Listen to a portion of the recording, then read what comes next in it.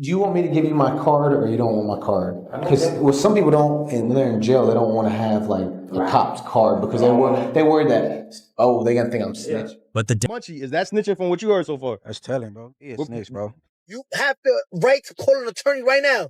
You spoke for 2 hours. 2 hours. He is putting on a master class in how to take a good brand and totally f it up. He made a bunch of phone calls to tell people how he felt about Gunna. Chatty.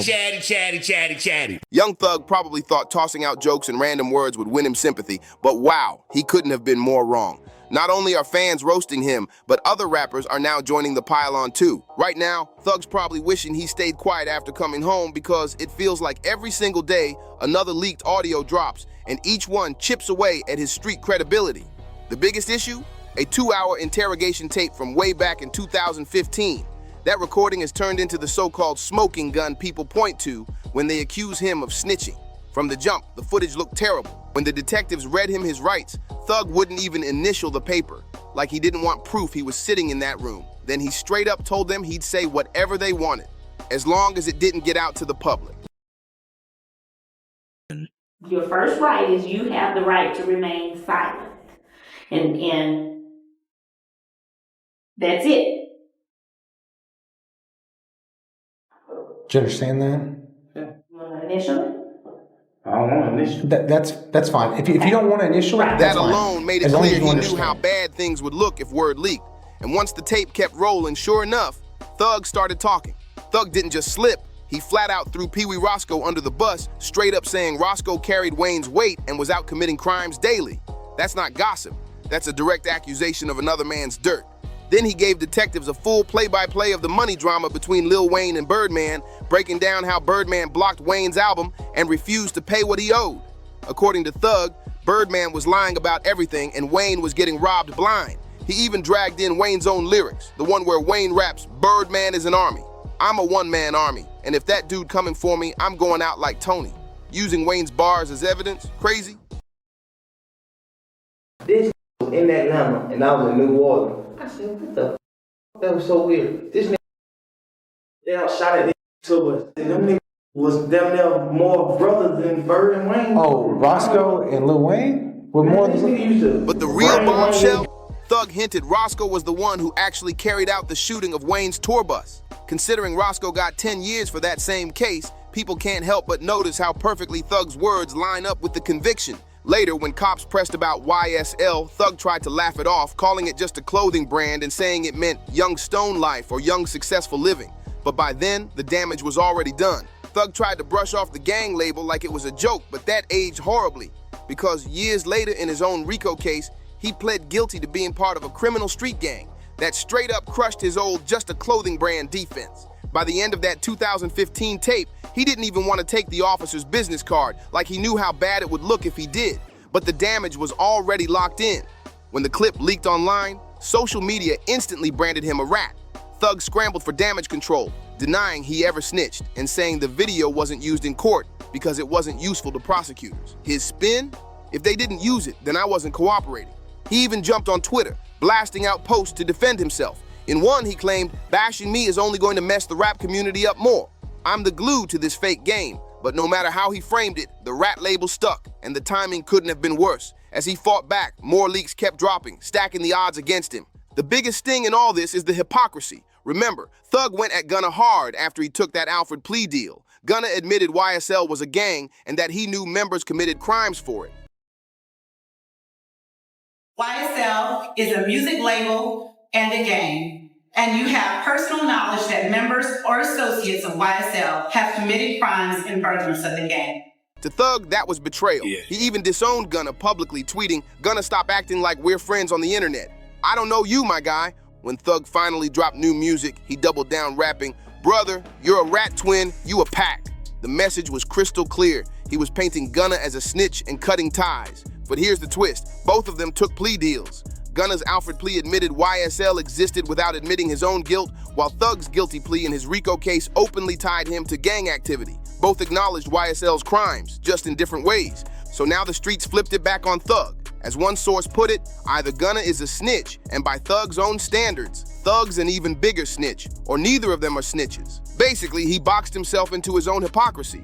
And who could forget the infamous yes man moment when Gunna said those two words in court? The clip went viral, and Thug himself clowned him for it as proof he folded under pressure. But with everything surfacing now, that same energy is circling right back to Thug.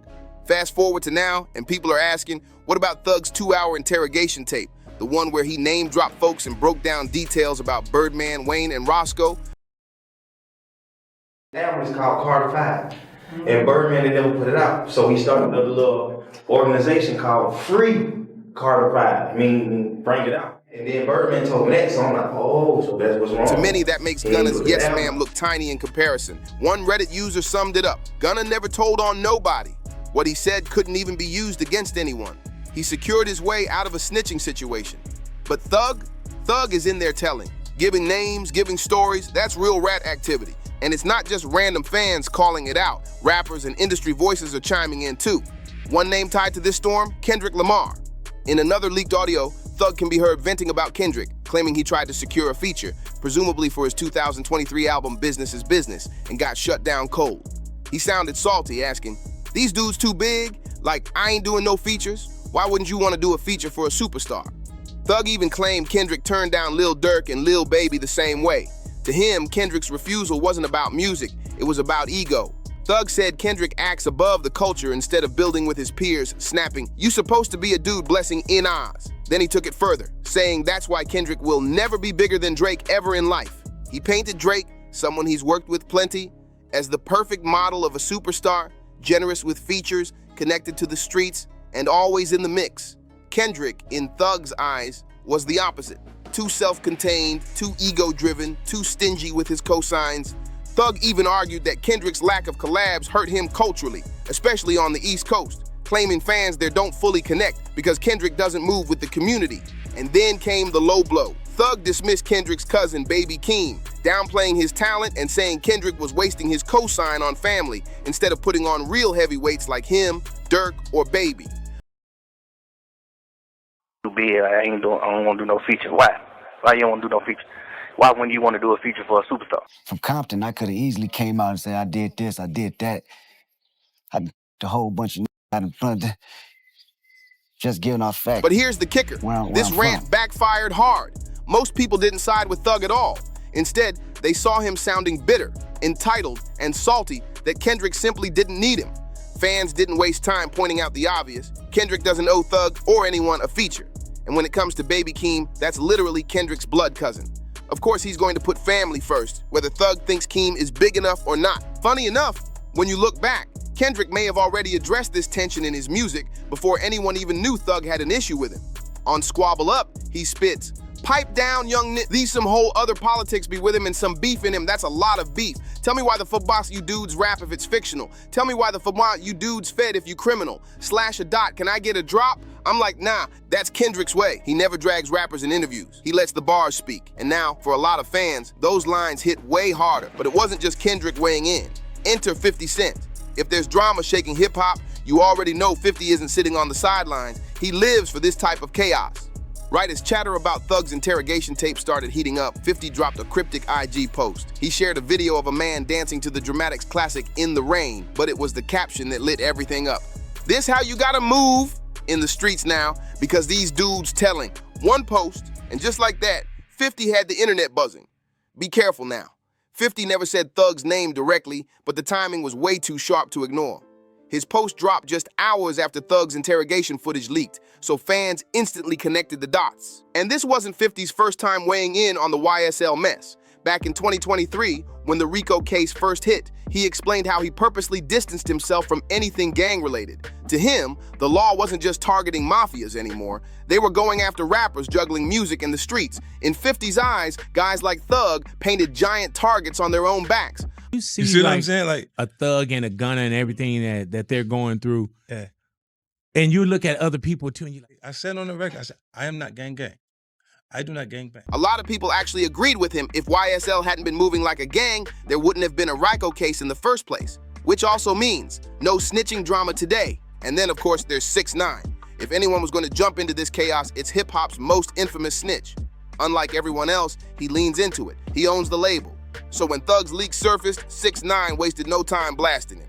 He went straight for the hypocrisy angle, pointing out how the industry treated Thug way different than it treated him. He said rappers who weren't even tied to his crew lined up to bash him, swearing they'd never work with a rat. But with Thug, suddenly it's all excuses and silence. According to 6ix9ine, the energy just isn't matching. And he didn't stop there. He clowned Thug's entire case, saying it was nothing compared to his own federal RICO. 6ix9ine mocked him. Stop giving this dude applause. Stop applauding this dude for taking a plea in the state. Everybody took a plea in the state. That ain't no win. You got 20 years probation, dude. That ain't no win. That's an L. I stood quiet 2 days just watching it play out, watching what excuses the people come up with.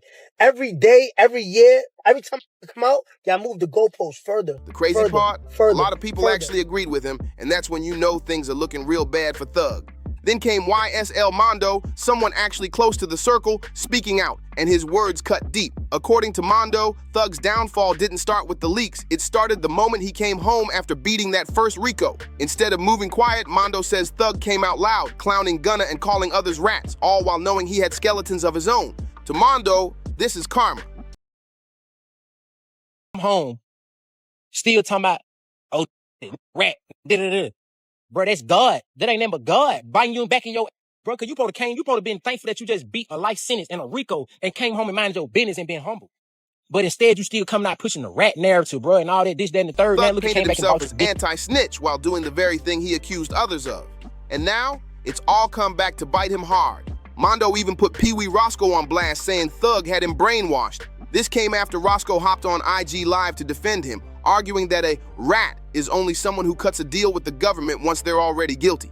By that definition, Roscoe claimed Thug wasn't snitching. Snitch is someone that comply with the government, just bargaining for their freedom when they have done something illegal. Man, a rat, a snitching, it's nothing selective about that. But most people weren't buying it. That logic sounded twisted, especially since Roscoe himself sat down for a 10-year sentence on the very case Thug spoke about. To outsiders, it looked like blind loyalty. Not everyone was so forgiving. Whack 100 and Munchie B, two guys known for never sugarcoating, flat out called Thug a snitch. No fancy breakdowns needed. Their stance was simple. The second you sit with cops and start talking about someone else's crimes, dropping names, giving details, you're telling, period.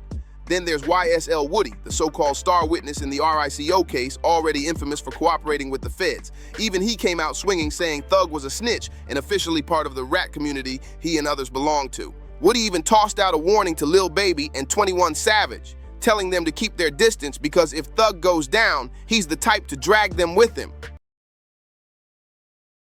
You are what you are, buddy. You are official on the Woody and Charles White team. Yes, sir. Yes, sir. Yes, sir. I'm okay with being a snitch.